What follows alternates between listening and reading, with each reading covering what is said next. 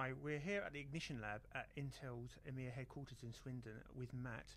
Matt, can you just tell us a bit more about what the Ignition Lab is and what you're doing here this week? Yeah, sure. So we have 8 Ignition Labs within Europe, Middle East and Africa, dotted around locations from Dubai to Stockholm to Swindon here today, Munich, etc. And they all have different value propositions in terms of some of the segments that we target within the Internet of Things. The primary focus of the Ignition Labs is really to matchmake, to bring ecosystem partners together, to really look to develop solutions and rapidly deploy those solutions. And that could be from consultancies, ISVs, startups, makers like we have here today. And we even have end brands that come in here to kind of model some of the business opportunities they want to work with us on and our ecosystem.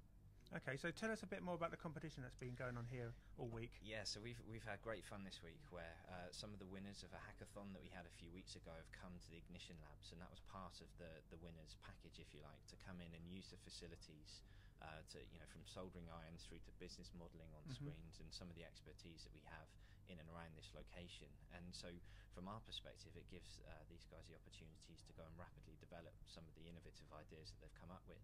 But again, from our perspective, we can learn. We've been learning this week from these guys as well, some of their thought processes, some of the modelling that they've come up with. So I think it's a great combination of bringing those two thought processes together to really think about some of the IoT solutions that we could potentially take to market. Okay, so we could potentially be looking at the next billion-dollar business starting from this lab. You could.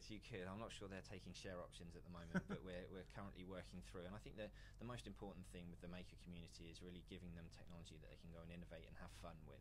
And I think from that, you can develop them as they become appropriate. But let's hope we've got the next billion-dollar company here today. Well, it'd be good, wouldn't it, really? So we're going to go and look at the next few videos. We're going to actually be talking to some of the makers here today and the projects they're working on.